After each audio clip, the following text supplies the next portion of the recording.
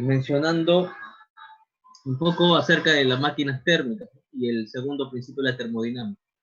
Pero vamos a ver, vamos a continuar con esto de las máquinas térmicas. ¿Está bien? Vamos a poner aquí. Ay, muy bien, muy bien. Se me va. Ahora sí, ya estoy grabando. Lo vuelvo a compartir entonces. Ahí le estoy compartiendo, ¿está bien? Si es que no se puede ver, por favor, escríbame. Sí se puede ver, ¿verdad? Sí se ve perfecto. Ya, perfecto. Entonces, vamos a continuar con la clase pasada. Terminamos nosotros mencionando un tipo de máquina térmica, pero es bastante específica, ¿está bien? No todas las máquinas térmicas, por ejemplo, un motor de combustión interna va a funcionar entre dos fuentes que alimentan energía, por ejemplo, a mi sistema con una temperatura constante. Eso no ocurre así. Es un sistema bastante simplificado. Más se parece a las máquinas de vapor, en las cuales sí había un caldero que introducía calor, es donde por ejemplo, se introducía el carbón, y el calor que se liberaba así era digamos, el exterior. Pero en los cilindros dentro de un motor no funciona tanto de esa manera, Sin embargo, vamos a estudiar este sistema simplificado, ¿está bien? Es un sistema simplificado realmente. Entonces, la máquina térmica que nosotros estamos utilizando va a ser de esta manera. ¿Está bien? Nosotros trabajamos con esta máquina térmica que iba a funcionar de esta manera. Y les digo que es un sistema simplificado porque van a haber otras máquinas térmicas que no trabajan exactamente de esta misma forma. O sea, no van a haber dos calderos, no van a haber un foco, por ejemplo, esta fuente que va a ser la que me entregue calor, va a tener una temperatura más alta, ¿está bien? Y por aquí se va a eliminar el calor y va a tener una temperatura más baja. Entonces, por acá, por ejemplo, se va a encontrar mi sistema. Este sistema podría ser gas, ¿está bien? Ahora, nosotros dijimos, bueno, este caldero, este foco térmico, o sea, es un cuerpo muy grande, capaz de entregar mucha energía sin variar su temperatura, ¿está bien? Este foco térmico iba a entregar una cantidad de calor a mi sistema, ¿está bien? Iba a entregar una cantidad de calor. Entonces lo poníamos de esta manera. Entrega una cantidad de calor Q, y le vamos a poner Q sub C, porque hace referencia al foco caliente, foco térmico caliente. Y este sería un foco térmico, ¿está bien? Frío. Ya. Entonces, por ejemplo, de la primera ley de la termodinámica, a ver, vamos por aquí. Sería de la primera ley de la termodinámica, por ejemplo. Primera ley. ¿Qué tenemos? Que el calor, está bien.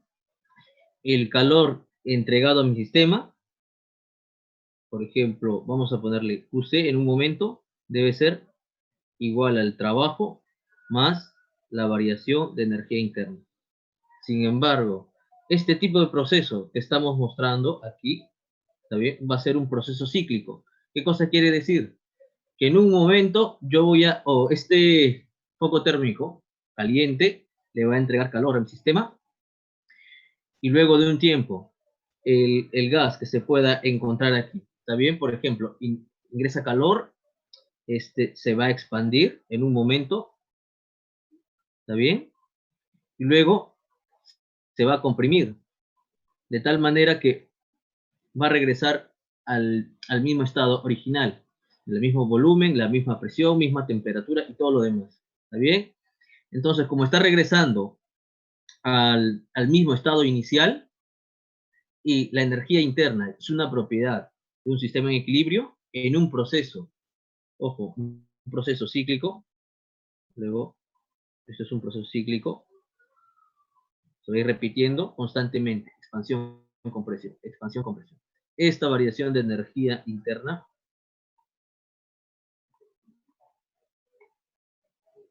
en un ciclo, esto va a ser cero. ¿Está bien? Entonces, ¿qué estaríamos viendo? Miren, que el calor que se entrega, Q sub C, es igual al trabajo. Sin embargo, esto no ocurre en la realidad. Estaríamos suponiendo que toda la cantidad de calor que se entrega a mi sistema va a ser utilizada en realizar un trabajo mecánico. ¿Dónde se realizó ese trabajo mecánico?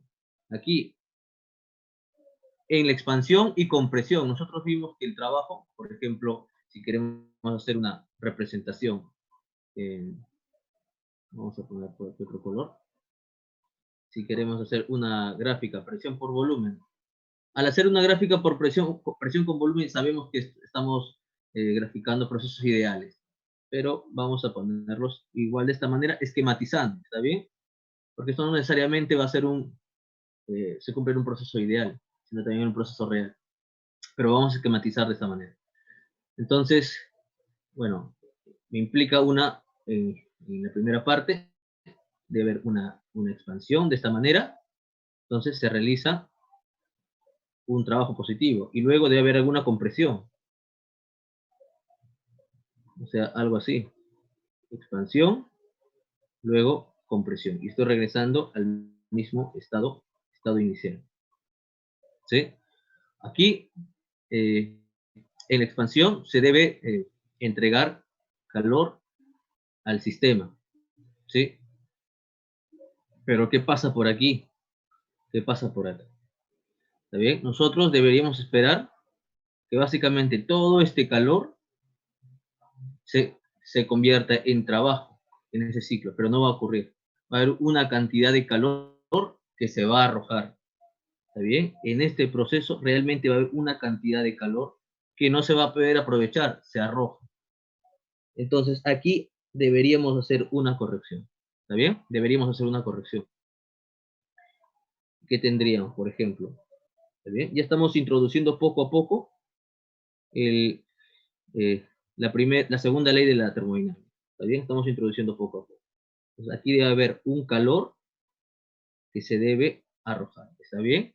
Debe haber un calor que se debe arrojar. Entonces, ¿qué tendríamos? Miren, realmente no sería Q sub C, el calor, sino sería Q sub C más QF. ¿Está bien? Y tenemos por acá, de esta manera, QC más QF.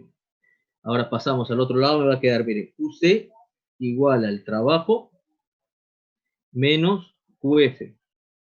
Ahora vamos a ver, miren, ¿qué pasa con los signos?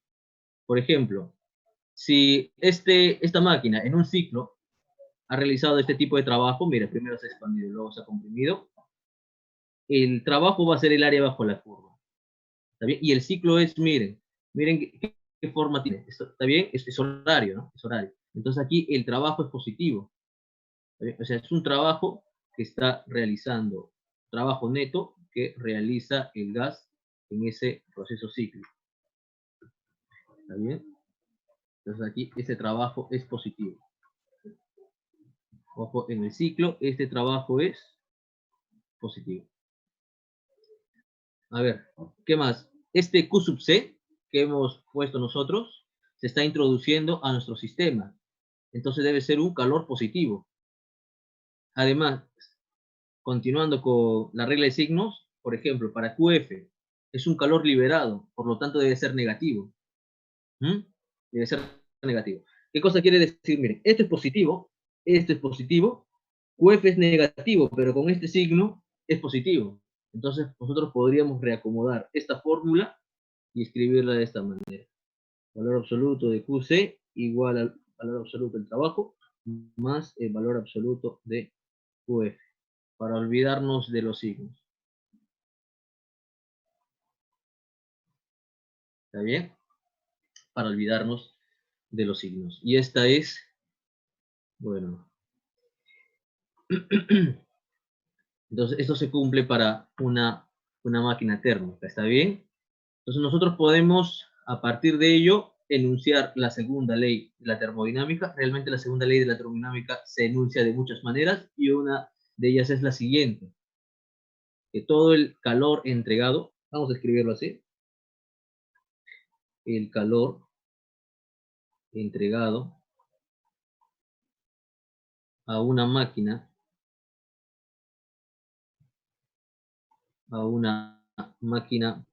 térmica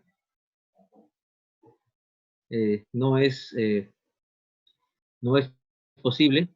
Todo el calor entregado a una máquina térmica no puede convertirse en trabajo mecánico.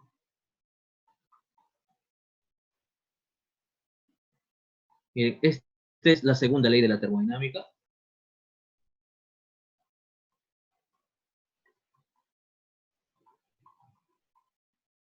Y fue enunciada por Kelvin y Planck. ¿Está bien?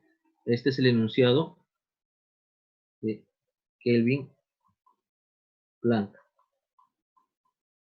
con respecto a una máquina térmica. ¿Está bien? Ojo, mire, este tipo de máquina térmica que estamos analizando, hemos puesto un sistema simplificado, está trabajando con 2 focos térmicos. No necesariamente las máquinas térmicas van a ser exactamente de esta forma. ¿Está bien? No necesariamente exacto. Una máquina térmica en general es un dispositivo o sería una máquina, valga la redundancia, que transforma calor en trabajo. ¿Está bien? Cualquier equipo que transforme calor en trabajo mecánico es una máquina térmica. ¿Sí? Y no se necesita que trabaje en 2 focos térmicos, o sea, 2 cuerpos muy grandes que entreguen una cantidad muy grande de calor y no varíen. Nosotros podríamos agregar poco calor, podemos mover de repente algo a través de ello, expandiendo un gas, pero no necesariamente la temperatura de ese cuerpo, bueno, porque para que sea un foco térmico debe ser una masa muy grande. Si fuese una masa no muy grande, entonces su temperatura también estaría variando. Sin embargo, entregaría calor a mi sistema si es que este tuviera una mayor temperatura y también se realizaría un trabajo, ¿está bien? Sería también una máquina térmica. A ver, vamos a continuar con un tipo de máquina térmica de esta forma que trabaja en 2 focos calientes, uno, bueno, más caliente que el otro, que le llamamos, valga la redundancia, caliente y el otro frío, o 2 focos térmicos, foco térmico, ya.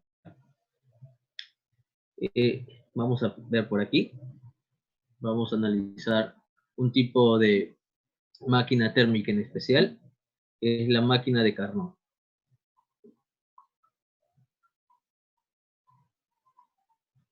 ¿Está bien?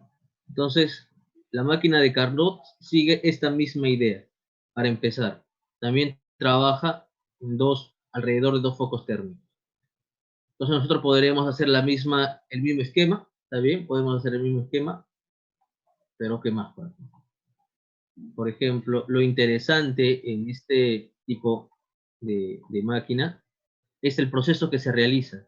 Miren, en este proceso que pusimos genérico, debe haber una expansión y luego debe haber una compresión. En la expansión se absorbe calor y en la compresión se libera ese calor. ¿Sí? Entonces, aquí también debe ser de esa manera. Una expansión y luego una compresión. Ahora, la expansión va a ser de la siguiente manera. Vamos a tener una expansión isotérmica, o sea, que aquí la temperatura es constante. Esta es la temperatura del foco caliente. Luego vamos a tener una expansión adiabática, entonces debe ser más empinada que esta isoterma, ¿está bien? Luego vamos a continuar, vamos así, de esta manera. Luego vamos a continuar con una compresión, ¿está bien? Miren, mi expansión se ha dividido en 2 partes, ¿está bien? Aquí Q es 0. Luego tenemos una compresión que es, bueno, isotérmica. Tenemos acá, esta sería, la tendríamos la temperatura. La temperatura en este momento sería la temperatura del otro foco térmico. Y continuamos por acá. Una compresión adiabática, y aquí también Q sería igual a 0. Entonces el trabajo sería el área. El trabajo dentro, el trabajo sería el área que encierra la curva. Ya. A ver, ¿y por qué estudiamos el ciclo de Carnot? ¿Por qué estudiamos esta máquina de Carnot? Ojo, a este ciclo, y bueno, ya lo he dicho, se le llama el ciclo de Carnot, ¿está bien? O sea, una máquina de Carnot es una máquina ideal, realmente, que opera en este ciclo. Entonces, por ejemplo, este es el estado 1. ¿Y qué es lo que pasa? Miren, hay una compresión. Ojo, todo esto es la compresión, perdón, la expansión. Todo esto de aquí, todo esto de acá, sería la compresión. Ya. Entonces, una máquina de Carnot simplemente es una máquina que opera bajo este ciclo de expansión y compresión. ¿Está bien? Que podemos dividir en 4 partes. Primero, una expansión isotérmica, luego una expansión adiabática, continuamos con una compresión isotérmica y luego una compresión adiabática. ¿Está bien? De esa manera. Otra cosa que realmente es lo más importante en este tipo de máquinas, ojo, ideales, es que la eficiencia que nosotros, bueno, la clase pasada lo pusimos, ahora no, la eficiencia en ese tipo de máquinas es máxima, ¿está bien? Y como es una máquina ideal, entonces muestra una eficiencia máxima, este tipo de ciclos, digamos que es imposible de realizar, ¿está bien? Este tipo de ciclos tiene una eficiencia máxima. Vamos a ponerlo un poco más arriba, ¿está bien? La semana pasada escribimos, pero esta no. Entonces, ¿cómo definimos la eficiencia? Miren, la eficiencia, vamos a escribirlo así, es igual. Va a ser una proporción, básicamente. Aquí, en este tipo de máquinas, ¿qué me importa? Lo que me importa es que esta cantidad de trabajo que va a realizar, bueno, aquí no lo he puesto. Esta cantidad de trabajo que va a realizar mi sistema con respecto a los alrededores, ¿está bien? Este es mi sistema, ojo. ¿Está bien? Este trabajo debe ser lo más próximo al calor que se le ha entregado. O sea, en teoría, me gustaría que todo ese calor se haya transformado en trabajo. Entonces, la eficiencia yo lo defino de esta manera. Trabajo entre calor, calor entregado. Y para olvidarme de la regla de signos, hasta le puedo tomar un valor absoluto. Ya. Pero de aquí, miren, esta es la eficiencia. Entonces, de aquí, ¿qué tendríamos? Rápidamente, miren, la eficiencia sería igual a ¿cuánto? Como este Q sub C, ya, miren, Q sub C, bueno, ahí tenemos Q sub C menos Q sub F, sería igual al trabajo, ¿está bien? Entonces, si dividimos aquí entre Q sub C, aquí entre Q sub C y aquí entre Q sub C, ¿qué nos queda? Que la eficiencia es 1 menos QF entre Q sub C, ¿está bien? Vamos a quitar esto. Ojo, la eficiencia. Y esto, ojo, así siempre se calcula la eficiencia, ¿está bien? Vamos a poner aquí. Siempre, porque luego vamos a agregar algunos casos particulares donde eso, bueno, se puede escribir de otra manera. Ya. Entonces seguimos aquí con la máquina de Carnot. Ahora, miren, vamos a tratar de encontrar la eficiencia en este proceso, ¿está bien? Vamos a tratar de encontrar la eficiencia en este proceso. Por ejemplo, a ver, miren, la eficiencia, esta va a ser igual a 1 menos Q, aquí se debe entregar, miren, como aquí el calor es 0, el calor, bueno, vamos a poner aquí Q sub C, realmente, o sea, el calor que esté entregando en toda la expansión debe ser el calor entregado aquí más el calor entregado acá. Pero si aquí nos entrega calor, básicamente ese Q sub C, ese calor de entrada debe estar únicamente aquí. No hay otra posibilidad. ¿Está bien? Si yo tuviera otro diagrama, o sea, me dan un diagrama más complicado, entonces ese calor de entrada debe estar en toda la expansión. En toda la expansión. Bueno, y si continuamos por acá, el calor que se devuelve se debe encontrar solamente en este lugar. Q sub F. Porque aquí el calor ya en el otro proceso adiabático es cero. Por ejemplo, aquí miren, tenemos que el calor es cero. Así que este QF se debe encontrar aquí nada más. ¿Está bien? En la compresión isotérmica. ¿Qué tenemos por acá? La eficiencia será 1 menos QF, ¿está bien? Entre QC, de esta manera. Vamos a ponerlo así. Ya. Ahora, entonces necesitamos, miren, vamos a agregarles algunos índices para anotar los siguientes estados. ¿Está bien? Vamos a poner 1, 2, 3 y por aquí un estado 4. ¿Está bien? Es un proceso aquí, un proceso cíclico. ¿Y qué tenemos? A ver, por ejemplo, yo podría calcular el trabajo o el calor entre 1 y 2. ¿Está bien? El calor entre 1 y 2. Ya, a ver, entonces ponemos por aquí. Miren, analizando 1 con 2. Analizando 1 con 2, ¿qué tenemos? Sería, miren, aplicamos la primera ley de la termodinámica, de la primera ley de la termodinámica. ¿Qué tenemos? Que sería, a ver, calor igual a trabajo más variación de energía interna. Este sería el Q sub C, ojo, en 1 y 2. Y la variación de energía interna, ojo, miren, si esto fuese un gas ideal, su variación de energía interna sería cero, porque en un gas ideal la energía interna únicamente depende de la temperatura. Bueno, también del número de partículas, entonces aquí debemos agregar algo más. El número de partículas debe ser constante. ¿Está bien? Con eso ya garantizamos de que la energía interna dependa únicamente de la temperatura. Entonces vamos a agregar algo más. ¿Está bien? Analizando, miren, la primera ley, pero también para un gas ideal. Porque si no, no podríamos avanzar. ¿Está bien? Para un gas ideal.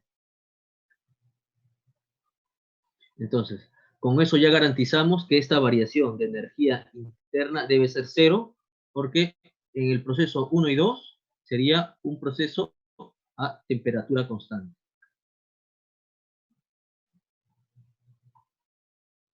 Entonces nos queda, miren, que Q sub C es igual a, sería Q sub C es igual al trabajo, o sea, la integral de presión diferencial de volumen desde un volumen 1 hasta un volumen 2.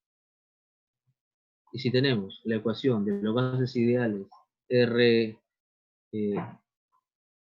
PB, ¿está bien? Ponemos por aquí, sabemos, ¿qué sabemos? Bien, que PB es igual a RTN.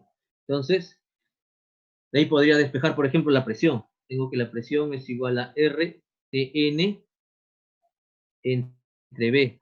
Ojo que la temperatura es constante. ¿Está bien? La temperatura aquí es una constante. Entonces, ¿qué me quedaría?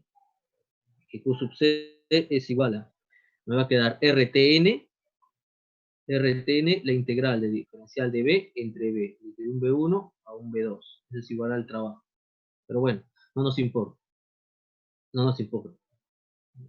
A ver, ¿qué me quedaría? Miren, RTN logaritmo natural de B2 entre B1. Tenemos eso por ahí. ¿Está bien? Miren, ya tenemos este calor que se le entrega a mi sistema. Ahora solamente faltaría agregar el calor que mi sistema está liberando. Entonces tenemos que analizar el proceso 3,1. ¿Está bien? Analizando el proceso 3,1. Usando 3,1. Y en 3,1 también la temperatura, ojo, que también es constante. Vamos a agregarle algo más por aquí. Porque esta temperatura, miren, en el proceso 1 y 2 no es cualquier temperatura, sino es la temperatura del foco caliente. ¿Está bien? Entonces vamos a escribir un poco mejor. Sería RTC, por ejemplo, entre aquí de esta manera. ¿Qué más? ¿Qué más tenemos? Bueno, si analizamos 3,4, aquí se me ha ido, 3,4, tenemos lo siguiente. De la misma manera, me va a quedar que Q, en este caso va a ser QF, es igual al trabajo, bueno, más la variación de energía interna, esto va a ser 0 nuevamente. Entonces, acá le vamos a poner un trabajo 1, por ejemplo, este sería un trabajo 2. Este QF va a ser igual a, hacemos lo mismo, exactamente lo mismo. Me va a quedar la integral de P, ¿está bien? Hacemos exactamente lo mismo. P diferencial de B, en este caso sería de 3, el volumen 3 al volumen 4, y me va a quedar, miren, siguiendo la analogía, va a ser RT, en este caso la temperatura del foco frío, el logaritmo natural, en este caso, el volumen final que es B4, entre el volumen inicial que es B3. En ese proceso, de 3 a 4 estamos viendo. Voy a corregir esto, está muy pequeño. Esto es 3, ahí está más claro. Miren, entonces tenemos esto de aquí, miren. Si esto le llamamos, por ejemplo, alfa 1, aquí le llamamos alfa 2, y por aquí abajo le llamamos alfa 3, ¿qué tenemos?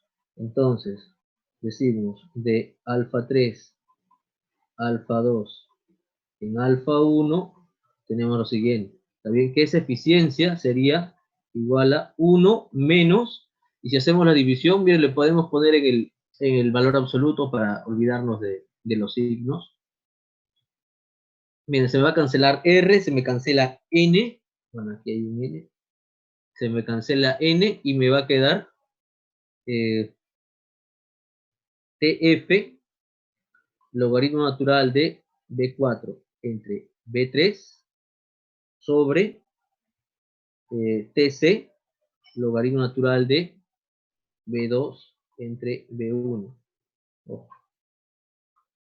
De esta manera. ¿Está bien? Me queda de esa forma. Entonces, ¿qué necesito? Miren, aparentemente esta eficiencia estaría dependiendo de la temperatura final, de la temperatura del foco caliente, la temperatura del foco caliente, la temperatura del foco frío, pero también de estos logaritmos. ¿Está bien? Sin embargo, podríamos detenernos ahí, pero si aún continuamos y hacemos algunos cálculos más, vamos a notar que estas dos expresiones son exactamente iguales. ¿Está bien? Y que la eficiencia tendría una forma, en este caso para el ciclo de Carnot, esta máquina ideal, miren que estamos trabajando también con gases ideales,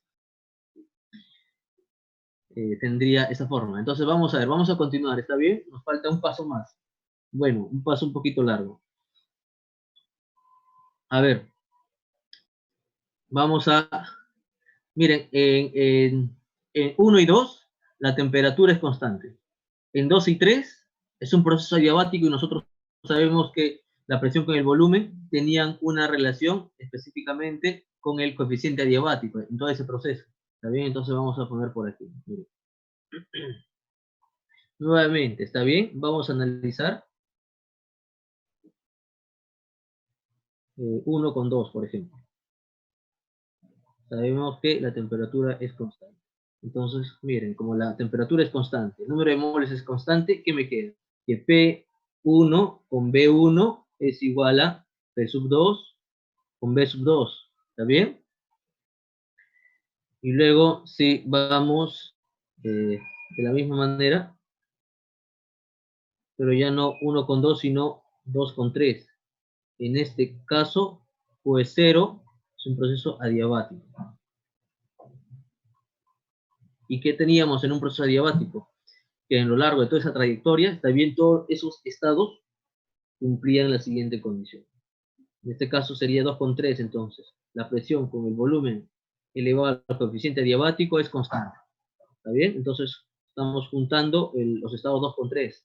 Tendríamos presión 3 con volumen 3 elevado al coeficiente adiabático. La misma idea. ¿Está bien? Pero vamos a escribir ya. Será 3,4 entonces. Aquí en 3,4 la temperatura es constante también. Esta va a ser la temperatura del foco frío, esta es la temperatura del foco caliente. 3,4 también se cumple lo siguiente. Tenemos que la presión 3 con el volumen 3 va a ser igual a la presión 4 con el volumen 4. Y finalmente, ya para cerrar el ciclo, tenemos 4 con 1. A ver, perdón, aquí es 4 con 1. En este caso, Q también, en este proceso, va a ser 0. Sabemos que es adiabático. Que tenemos aquí? Va a ser la presión 4 por la presión 4 por el volumen. A ver, por acá. Presión 4 por volumen 4 elevado al coeficiente adiabático va a ser igual a la presión 1 por el volumen 1 elevado al coeficiente adiabático. Ya miren, voy a continuar entonces en todas estas relaciones que he obtenido, pero voy a hacer una pequeña división. ¿Qué voy a tener por acá? Por ejemplo, que la presión 1 entre el volumen, vamos a ver, la presión 1 entre la presión 2, de esta manera, va a ser igual al, por ejemplo, el volumen 2 entre el volumen 1. Y por aquí tengo, haciendo la división también de presiones, también presión 2 entre presión 3 va a ser igual al volumen 2 entre el volumen 3 elevado al coeficiente. No, está al revés, está al revés. Va a ser que presión 2 entre ya, volumen 3 entre volumen 2 elevado al coeficiente adiabático. Y si continuamos un poco más abajo, de la misma manera, será presión 3 entre presión 4 igual al volumen 4 entre el volumen 3. Y finalmente, más abajo, tendríamos que la presión 4 entre la presión 1 es igual al volumen 1 entre el volumen 4 elevado al coeficiente adiabático. Ya, mira, ¿qué pasa si multiplicamos todas las expresiones que están en verde? Todas las que están a la izquierda, ¿está bien? Las que están a la izquierda con las que están a la izquierda y las que están a la derecha con las que están a la derecha. Miren, por aquí hay una presión 1 arriba, por aquí hay una presión 1 abajo, se cancela. Aquí hay una presión 2 arriba, hay una presión 2 abajo.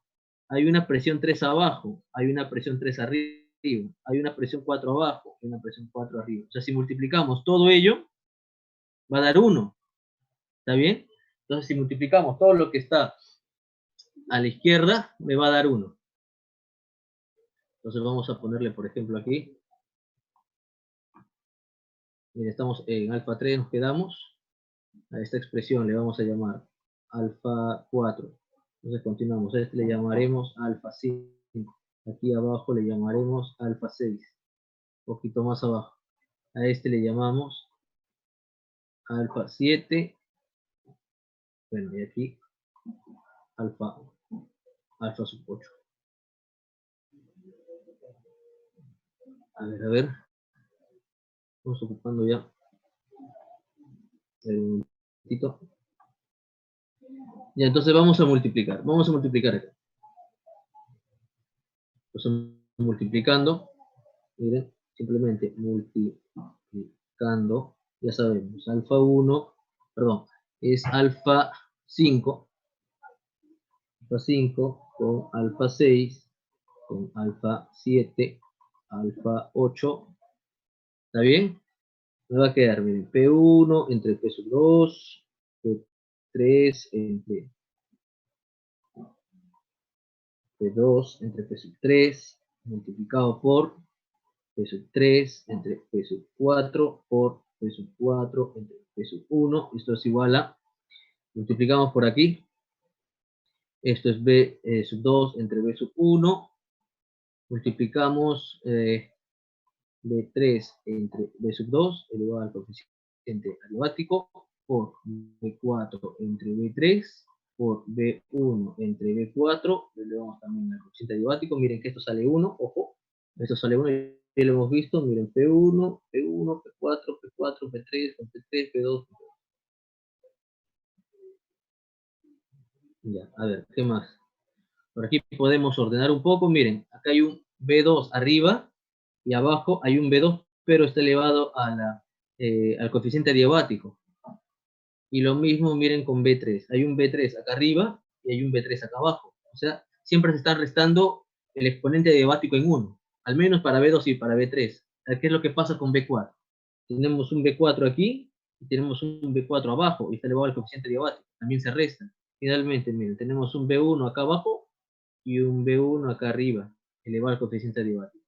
Entonces, ya vemos que tenemos que restar simplemente las bases a sus exponentes hay que restarle 1. ¿En qué sentido? Miren, este B3 está arriba con un B3 que está abajo, entonces se restan los exponentes, y este B2 de la misma forma, este B2 con este de aquí. Entonces me va a quedar simplemente, por ejemplo, al menos para el caso de B3 y B2, me va a quedar B3 con B2 elevado a la coeficiente adiabático menos 1, multiplicado con B4 y B1 va a ser la misma historia. Aquí está B4 con B1. ¿Está bien? Acá hay un B1 arriba y acá hay un B1 abajo. La misma historia. Entonces me va a quedar multiplicado con B1 entre B4 elevado al coeficiente adiabático. Esto sabemos que es 1, 1. Ahí, bueno, aquí es de esta manera. Podemos multiplicar entonces, ¿está bien? Y factorizar con el exponente, básicamente. Tenemos B3 entre B2, B1, B4, y todo esto elevado al coeficiente adiabático menos 1. Así que lo de adentro debe ser igual a 1. ¿Está bien? Entonces lo de adentro debe ser igual a 1. ¿Qué significa? Que miren, ordenando, me va a quedar que B4 entre B3 ¿también? Es igual a B1 entre B2. Pero podemos ponerlo también al revés, es lo que necesitamos. Ahí se verifica. ¿Está bien? Y ahí tenemos que se llega a verificar lo que buscábamos. A ver, lo que necesitamos, ¿qué era? A ver, en este sentido, miren, era B2, B1, B2, B1. Mira, entonces pasamos a multiplicar. Aquí ya tenemos, a ver, un momentito, que está fallando esto. ¿Sí? Aquí ya tenemos que B3 entre B2 por B1 entre B4, esto debe ser igual a 1, entonces ya tenemos que B2 entre B1, tenemos que B2 entre B1 sería igual a B3 entre B4. ¿Está bien? De esta manera, B3 entre B4. B2 entre B1 es igual a B3 entre B4. Ya, miren, si nosotros intercambiamos, ¿está bien? De esta manera. B3, sí, sería de esta manera, sería B2. Pasamos a multiplicar B2 entre B3 igual a, perdón, B2 entre B1 igual a B3 entre B4. B3. Ya, miren, si nosotros invertimos aquí, sabemos que sale un signo negativo nada más. ¿Está bien? Pero le hemos tomado el valor absoluto. ¿Sí? Entonces queda exactamente lo mismo. ¿Sí? Entonces, miren, ya tenemos esta expresión que vamos a llamar, ¿no?, alfa 8.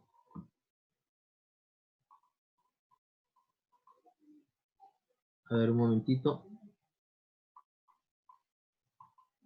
Y entonces esto le llamamos alfa 8. Así que de alfa 8 En alfa 4 ya tenemos cómo calcular la eficiencia. ¿Está bien? Vamos por acá arriba. Estamos muy acá. Entonces decimos, entonces, de alfa 8 en alfa 4, ya tenemos que la eficiencia en una máquina de Carnot va a ser igual a 1 menos T del foco frío entre T del foco caliente. ¿Está bien? Esto es para, ojo, una máquina de Carnot. ¿Está bien? Una máquina de Carnot. En este caso, nosotros hemos analizado un gas ideal. Entonces, eso implicaría que no solamente es una máquina de Carnot, sino que es una máquina de Carnot que trabaja con un gas ideal. ¿Sí? Porque una máquina de Carnot estaría definida por este ciclo, nada. Pero no dice qué sustancia estoy utilizando, qué tipo de gas estoy utilizando, por ejemplo. Y nosotros hemos trabajado en todo momento con la ecuación de gases ideales. Entonces estamos trabajando una máquina de Carnot que opera con un como material de trabajo o como, digamos, bueno, en un sistema el cual está formado por un gas ideal. Una máquina de Carnot que trabaja con un gas ideal.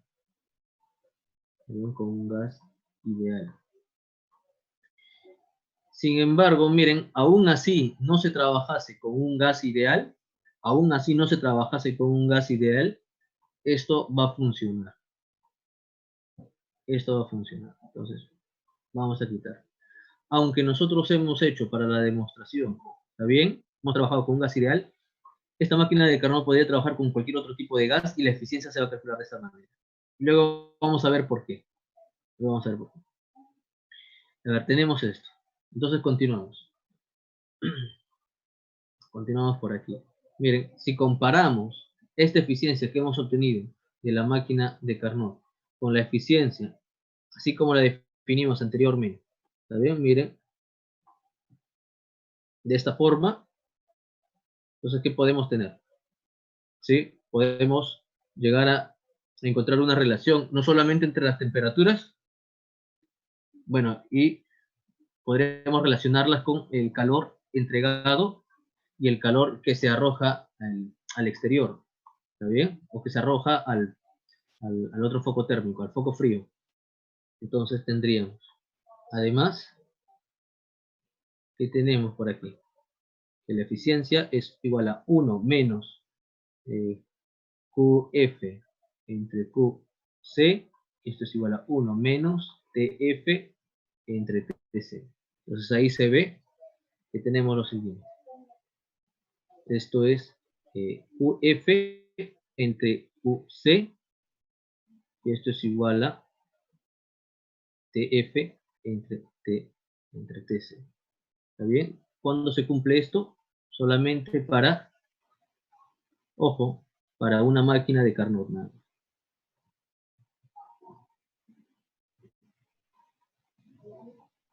¿Está bien? Además, ¿qué propiedades tiene la máquina de Carnot?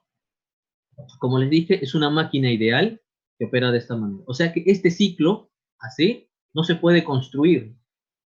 Este ciclo no se puede construir. De repente, si ustedes, bueno, revisan, hay otros tipos de ciclos también. Es el ciclo de Otto, el ciclo, parece que es el ciclo Diesel, hay otros. O sea, son ciclos de expansión y compresión, pero que no necesariamente consisten en un proceso isotérmico, luego en un proceso adiabático. Porque nosotros en sí queremos una expansión y luego una compresión. Entonces la expansión se podría dar de muchas maneras y la compresión también. ¿Está bien? Sin embargo, en el ciclo de Carnot se da la máxima eficiencia.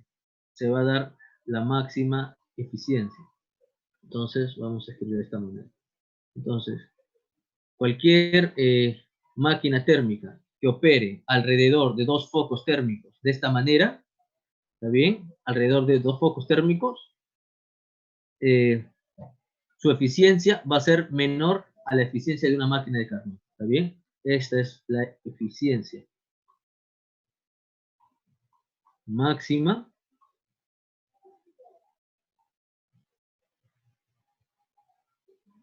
es la eficiencia máxima para una máquina térmica que opera de esta manera.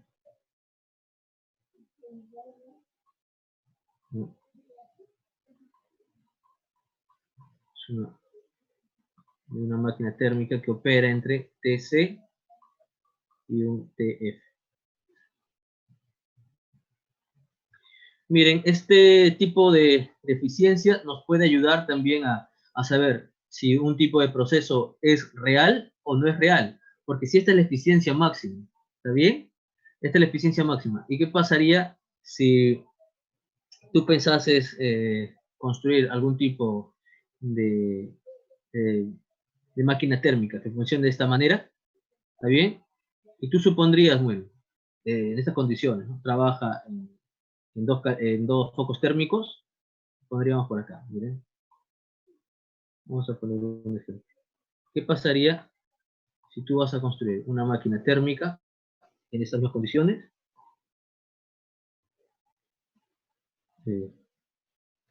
Temperatura del foco caliente. Vamos a ponerle, por ejemplo, eh, vamos a ponerle 700 Kelvin. Hay que recordar que necesitamos trabajar con temperaturas absolutas. ¿Está bien? Vamos a ponerle directamente, ya no hay que hacer temperatura, bueno, foco caliente vamos a ponerle 700 Kelvin. Y la temperatura del foco frío vamos a ponerle 273 Kelvin. Ya, entonces, miren, si alguien te dijese, o si tú pensases, por ejemplo, ¿no? Te propones encontrar una eficiencia, te dicen que la eficiencia es del 80%, ¿está bien? Te dicen, ¿no? Es lo que se te plantea. Bueno, la máquina trabaja en esas dos temperaturas, alrededor de ellas dos, y la eficiencia es del 80%. ¿Está bien? Ahora la pregunta es, ¿existe esta máquina?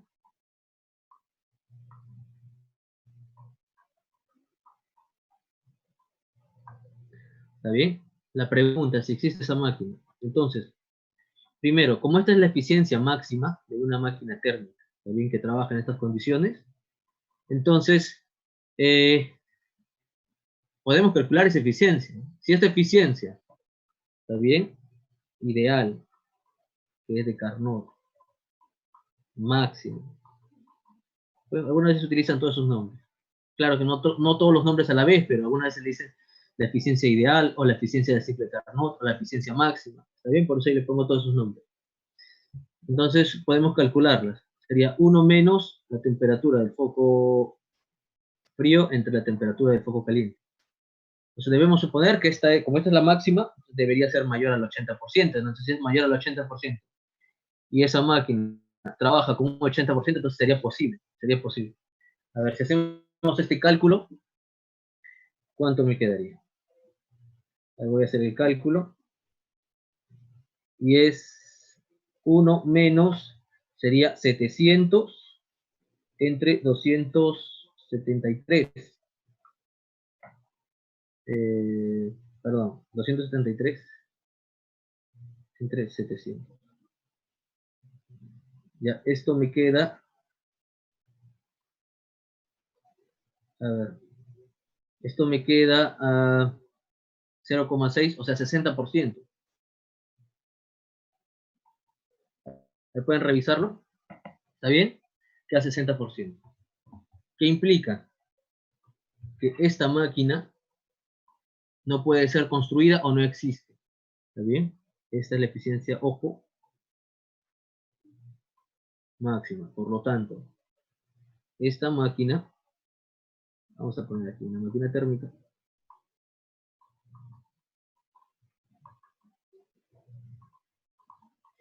vamos a poner entonces la máquina térmica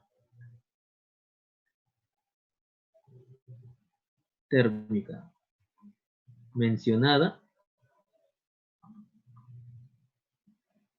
no existe.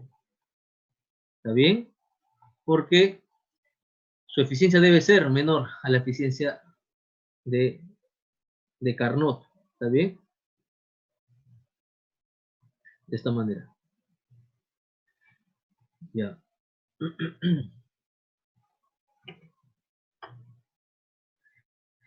A ver, son las... Bueno, son las 5. A ver, vamos a continuar. Vamos a continuar. Mire, nosotros ya hemos hablado de una máquina térmica, en general cómo calculamos la eficiencia, de una máquina de Carnot. Ojo, es una máquina ideal, no existe, pero nos ayuda, miren, a poder más o menos entender cuál es la eficiencia máxima, por ejemplo, en una máquina. Ya. Ahora, nosotros en esta máquina de Carnot, miren, trabajamos con un gas ideal, ¿está bien? Sin embargo, a ver, esta eficiencia máxima o este tipo de eficiencia va a funcionar aún así el gas no fuese un gas ideal. Vamos a poner por aquí. Funciona para otros gases también. No necesariamente gases ideales, pero siempre que trabajen en un proceso, en un ciclo de Carnot, se va a calcular la eficiencia de esa manera. Se va a llegar a la misma expresión. Miren, vamos a ver. Nosotros vamos a continuar con este estudio, ¿está bien? De los ciclos. Nosotros dijimos, miren, que en este proceso cíclico la variación de energía interna no es, bueno, la variación de energía interna es cero en todo el ciclo, ¿está bien? En todo el ciclo la variación de energía interna es cero, porque la energía interna depende o es propiedad de un sistema en equilibrio. O sea, si nosotros tenemos un sistema en equilibrio y luego cambia porque lo hemos calentado o le hemos agregado partículas y luego le hemos quitado partículas, o sea, después de un proceso regresamos a la situación inicial, no importa cómo, debe tener, ojo, si queda exactamente igual, la energía interna debe ser la misma. ¿Está bien? La energía interna es una propiedad del sistema. Pero también hay otras propiedades de los sistemas en equilibrio. ¿Está bien? O sea, hay otras, por ejemplo, funciones, ¿está bien? Funciones de estado. Por ejemplo, mire, vamos a poner por aquí algunas otras funciones de estado.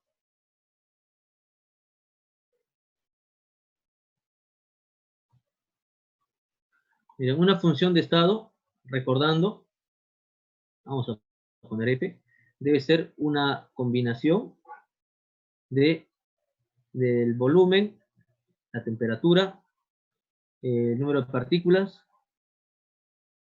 y la presión. De esta manera. Por ejemplo, podemos poner aquí. Yo voy a escribir una función de estado de esta manera. Le voy a llamar F. ¿Está bien? O de esta otra manera. Vamos a llamarle X. Una función de estado. ¿Está bien?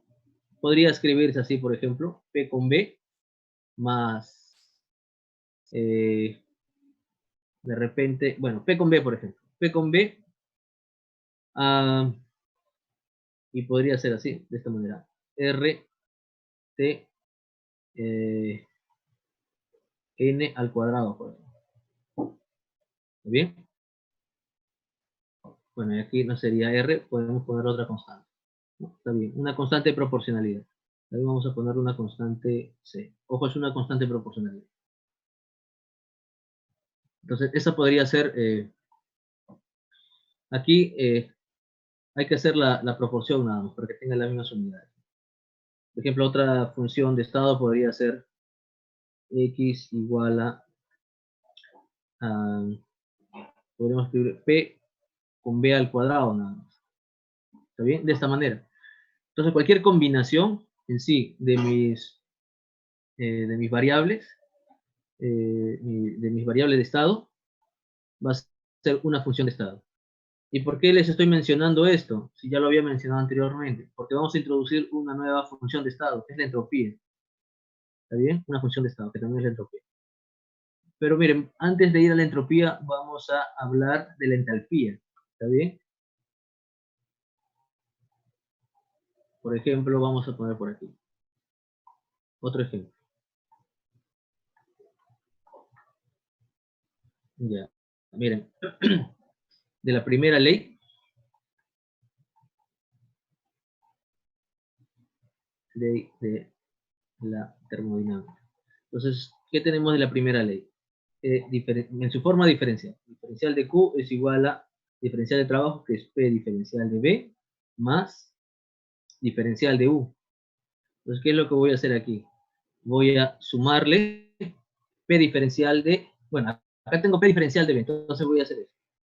Menos B diferencial de P, o más B diferencial de P, y ahora sí, menos B diferencial de P. ¿Está bien? ¿Y qué tengo entonces? Miren, voy a tomar estos dos de aquí. Y vean que es la diferencial del producto. Esto es diferencial de P con B. O sea, va a ser diferencial de P, así, con B, más P diferencial de B. Y es exactamente, miren, lo que tenemos. ¿Está bien? Porque esto se escribe como B diferencial de B. Es exactamente. Entonces, copiamos por aquí. Va a ser esta diferencial de P con B, más diferencial de U menos B diferencial de P. Ya, entonces miren, este término de acá lo voy a pasar al otro lado. ¿Y qué me va a quedar? Eh, bueno, lo voy a ordenar, miren. Todo esto de aquí va a estar a la izquierda y todo lo demás a la derecha. ¿Está bien? Ya, los signos ya deben estar corregidos. ¿Está bien? Entonces me va a quedar diferencial de P con B más diferencial de U. Ojo, los signos ya los estoy corrigiendo. Simplemente estoy pasando al otro lado y estoy volteando todo. Me va a quedar B diferencial de P más diferencial de Q. Entonces aquí miren, tengo dos diferenciales, los puedo factorizar. Diferencial de P con B más U igual a, ahí tenemos, sería B diferencial de P más diferencial de Q. Y miren acá, ¿qué tenemos aquí? Una combinación, ¿está bien?, de mis variables de estado. Entonces podemos darle un nombre, podemos darle un nombre. Además, esa variable de estado, mire, estaría relacionada con el calor también que se entrega al sistema y con la variación de presión con respecto, bueno, con respecto a un volumen. O sea, cómo va variando la presión para un cambio de volumen muy pequeñito. O sea, una región donde el volumen es prácticamente constante, pero ahí está variando la presión. Entonces, ¿qué tenemos? Mira, a esta magnitud, que es una variable, o sería una función de estado, le vamos a llamar H. ¿Está bien? Le vamos a nombrar, ¿qué va a ser? P con B más U. Y diferencial de H, aquí va a ser, miren, va a ser B diferencial de P más diferencial de Q, por ejemplo. ¿Está bien?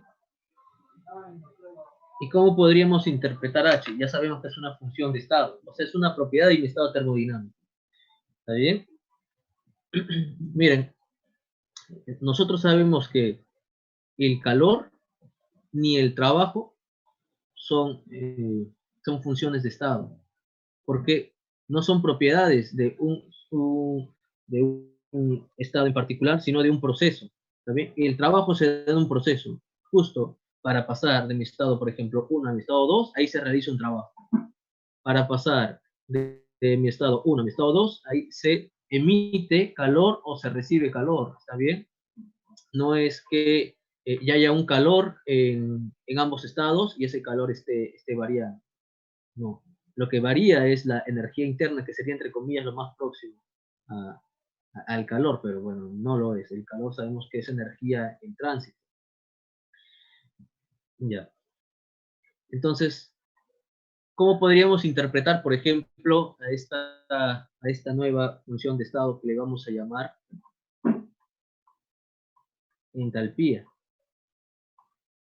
¿Qué pasa si la presión es constante? ¿Qué pasa? Miren, si P es constante. ¿Qué pasa con esta ecuación que le voy a poner beta sub 1? Si la presión es constante, este delta de P se hace cero. ¿Está bien? Entonces me va a quedar que delta de H es igual a delta de Q. O sea que la variación de entalpía es igual al calor. Entonces, nosotros podemos entender ya la variación de entalpía, ¿está bien? Recordar que esta variación de entalpía, o en realidad la variación de cualquier variable termodinámica entre un estado 1 y un estado 2 es independiente de la trayectoria.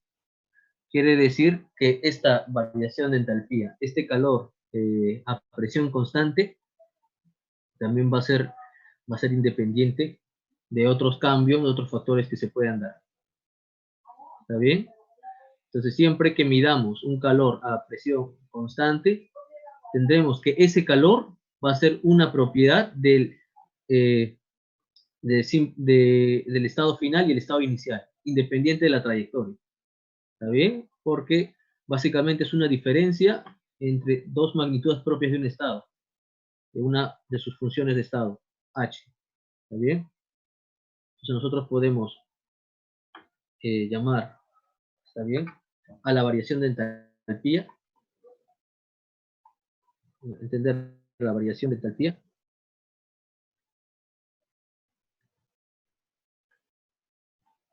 como el calor suministrado o el calor nada más, porque sabemos que puede ser entregado o recibido, el calor en un proceso, ¿está bien? En un proceso termodinámico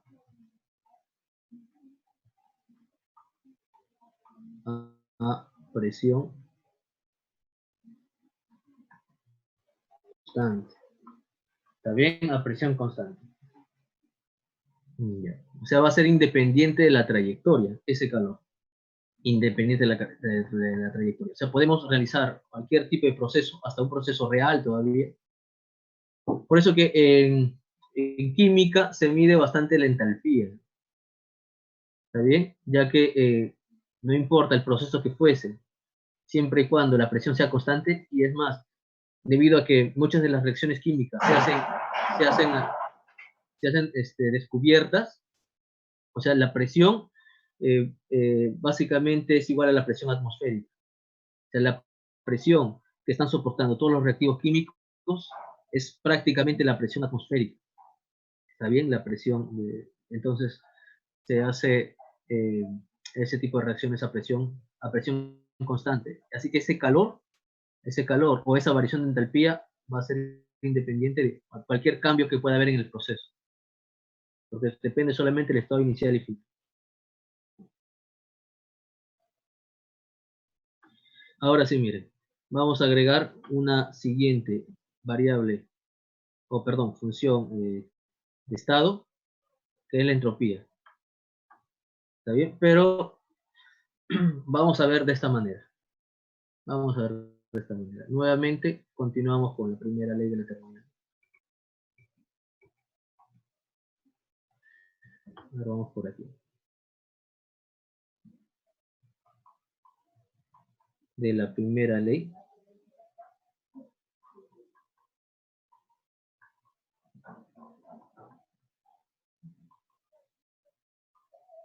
¿Qué vamos a tener? Por ejemplo, en su forma diferencial. Diferencial de Q es igual a P diferencial de B más diferencial de B. ¿Qué pasa si yo divido entre T? Está bien, vamos a dividir entre T nada más. Entre T aquí, entre T acá y entre T acá. Ahora, miren, vamos a analizar este término de aquí. Solamente este término. ¿Está bien? Vamos a analizar este término. Vamos a quedarnos con él. A ver, ¿cómo podemos entender por ejemplo, este diferencial de Q entre T. Miren, ¿qué pasa? Miren, aquí el único que está variando es el diferencial de Q. Eso quiere decir que en un proceso cuasi estático, o sea, en un proceso, bueno, muy lento, yo le entrego una cantidad de calor a mi sistema diferencial de Q. ¿Está bien? Es un proceso bastante pequeñito. Yo le entrego una pequeña cantidad de calor, pero mi sistema se va a quedar a temperatura constante. ¿Está bien? Prácticamente se queda a temperatura constante. Pero al yo entregarle calor, si la temperatura fuese constante, por ejemplo, se mantiene constante, ¿qué tendríamos? Que diferencial de Q sería igual a P diferencial de B, por ejemplo. Un trabajo. Además, deberíamos esperar, por ejemplo, si analizamos la ecuación de gases ideales, como esto se mantiene constante, bueno, podemos fijar también el número n de partículas, que miren, que haya un cambio en la presión y el volumen. ¿Qué pasa si fijamos el volumen? ¿Qué pasa si fijamos el volumen? Entonces decimos, si B es igual a una constante, o sea, vamos a poner un recipiente de paredes rígidas.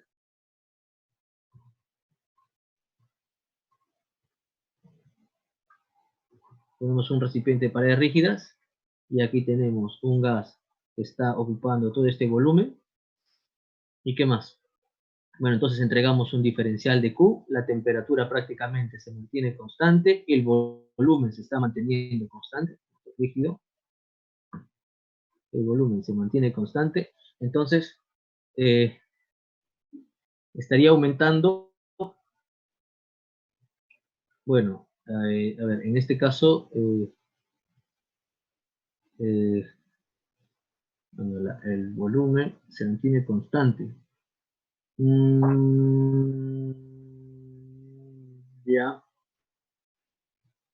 bueno, eh, lo que pasa es lo siguiente, aunque aquí la presión se debería mantener constante, según, bueno, en este caso de los gases ideales, la presión debería mantenerse constante, esta cantidad pequeña de calor, lo que va a hacer es, de alguna manera, por ejemplo, si mi sistema se encontraba en una cierta distribución, ya estaríamos entrando a un plan más microscópico. Recuerden que la presión, volumen, temperatura, número de partículas son variables macroscópicas, cosas que podemos cuantificar sin necesidad de ver las partículas que las contienen, sin necesidad de analizarlas. Entonces, lo que estaría haciendo este diferencial de Q es de alguna manera generarle algún tipo de cambio, algún tipo de cambio. ¿Está bien? Le estamos entregando energía a mi sistema.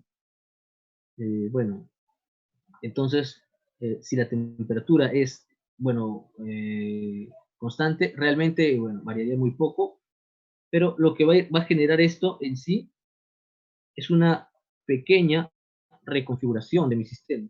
Si mi sistema estaba así, va a ir cambiando, por ejemplo, podría, eh, bueno, podría moverse un poco, ¿está bien? Podría variar un poco, ya, podría variar un poco. A ver,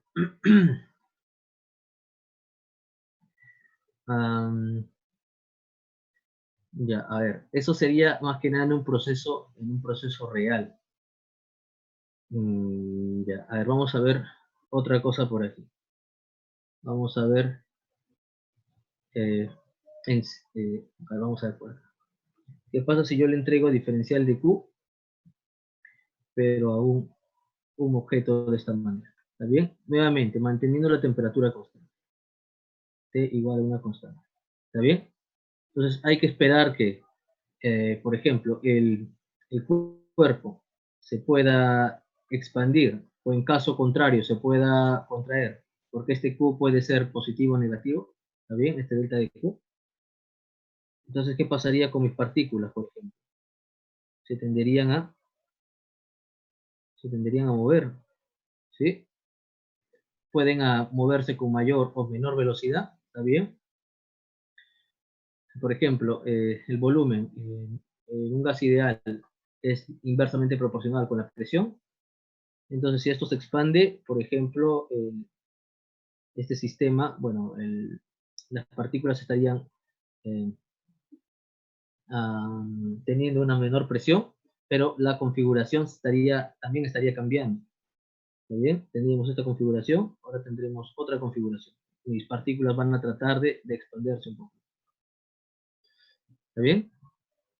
Mis partículas ahora van a encontrarse en otra configuración. Por ejemplo, estarán acá afuera. Entonces, miren, esta cantidad de calor, aunque muy pequeña, es capaz de reconfigurar mi sistema. ¿Está bien? Reconfigurar mi sistema. Entonces, va a ser que las partículas tengan una mayor presión. Recuerden que la presión en un gas es debida a la interacción con las paredes que la retienen, ¿está bien? Entonces habría un movimiento, una presión, hay un movimiento más caótico, una presión, bueno, mayor o menor, ¿está bien? Dependiendo cómo es ese calor, mayor o menor.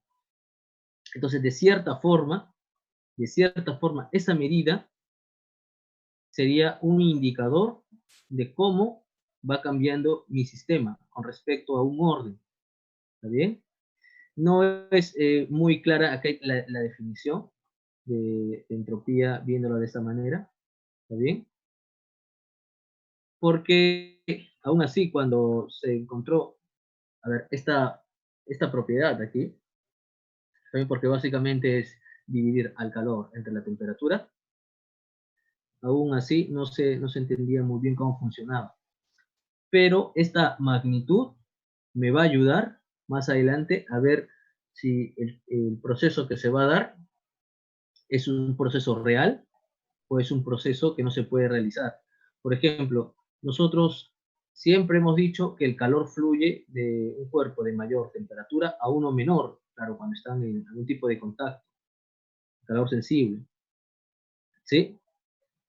Entonces, ¿qué pasaría si un cuerpo de menor temperatura, ojo,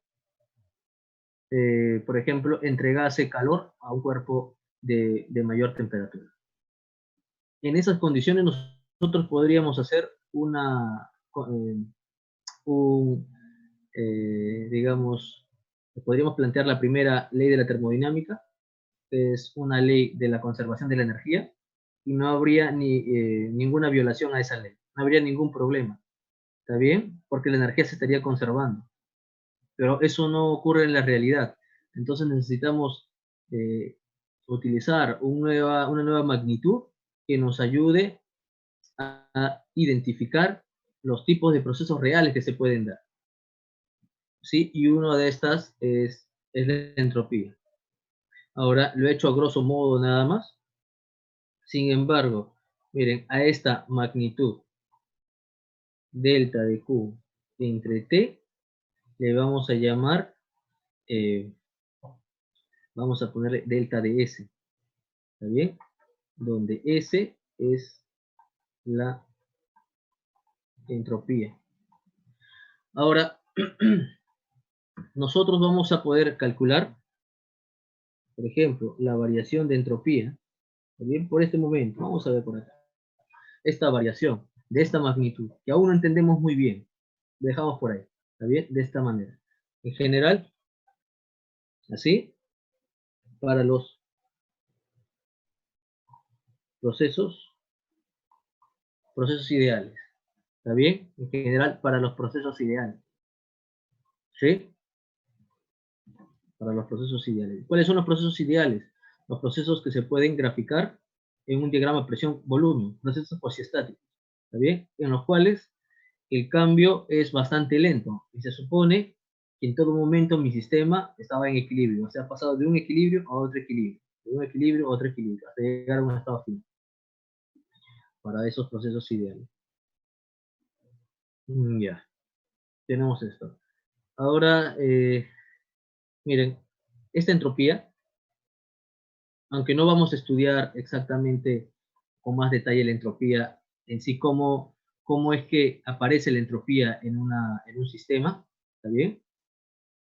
Esta entropía es una medida del grado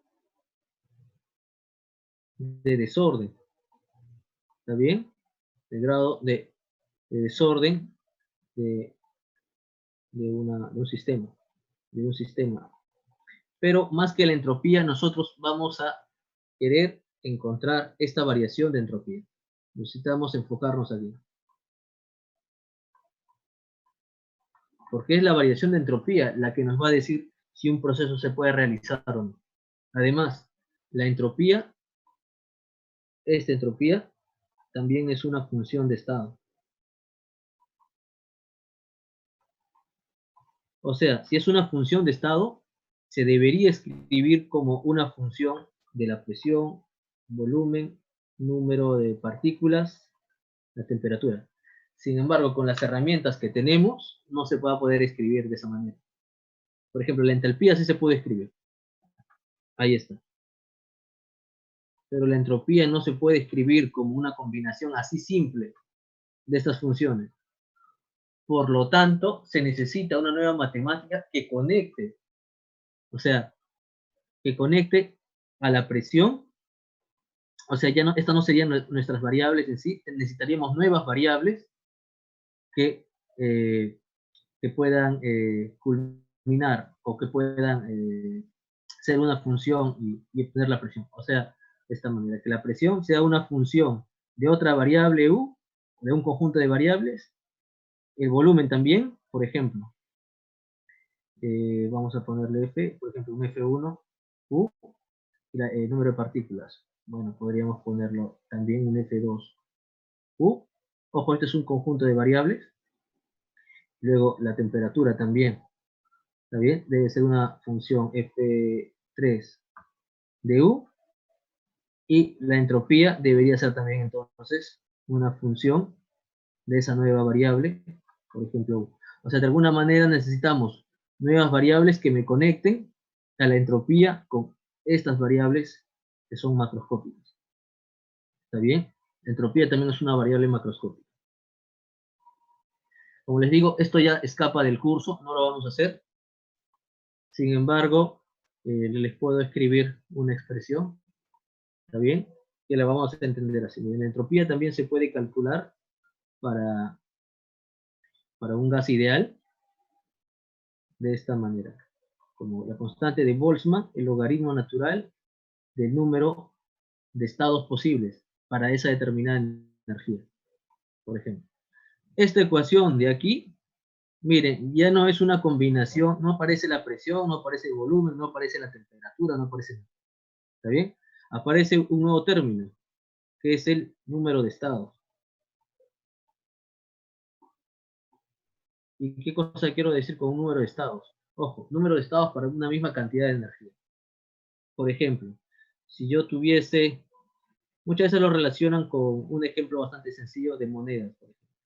Se dice, nosotros tenemos una moneda que puede estar en X, ¿está bien? Vamos a poner cara, fácil. ¿Tiene X o no tiene X? ¿Está bien? Esto es como si fuera cara y sello. Vamos a ponerle un C de esta vez.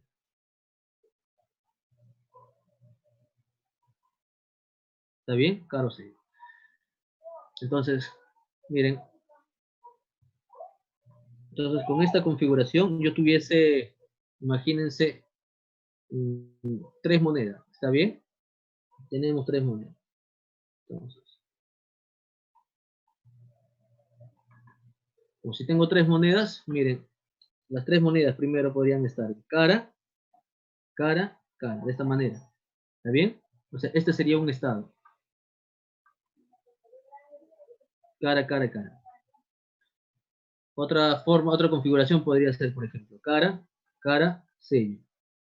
Luego sería cara, sello, sello. Luego sería, por ejemplo, sello, sello, sello. Luego sello, cara, cara, sello. Cara, sello. Luego sería sello cara. A ver, me parece que es de esta manera. Ahí tenemos todas estas combinaciones. O sea, ¿cuántos estados tendríamos?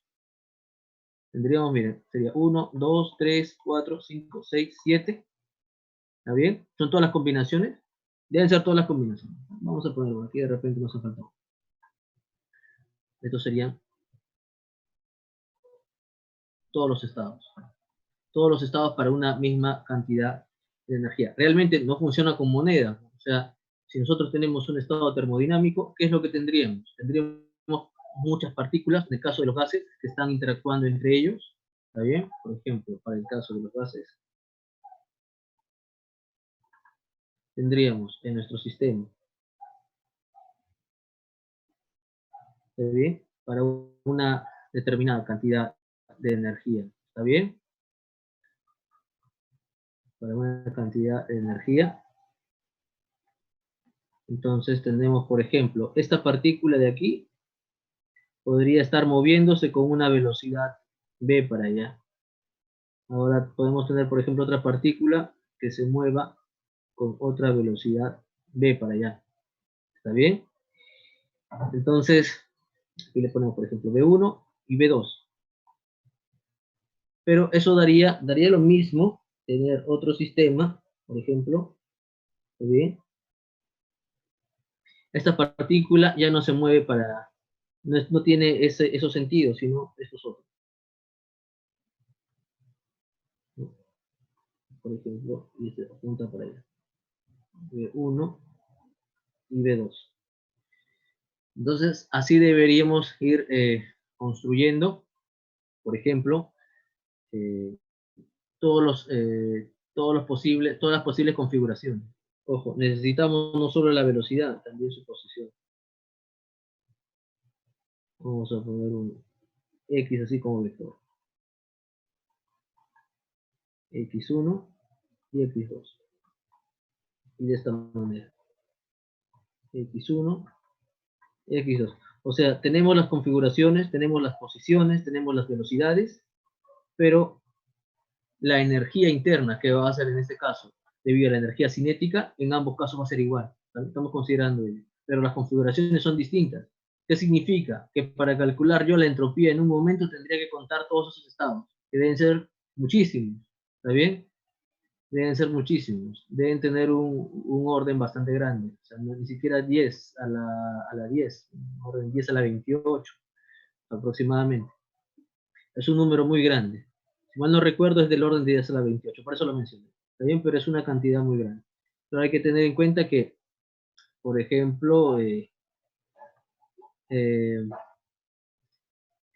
a ver, la, la entropía termina siendo una, una función macroscópica, porque me está hablando no de un estado en sí, sino de un conjunto de posibilidades propias de mi sistema. ¿Está bien?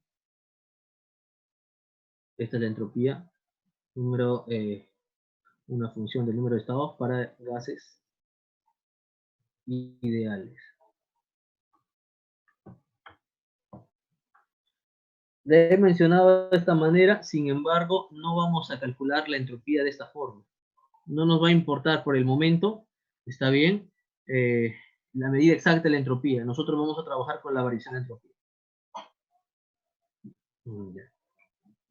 A ver, chicos, entonces vamos a dar un pequeño break de unos 15 minutos, ¿está bien? Y continuamos con esto.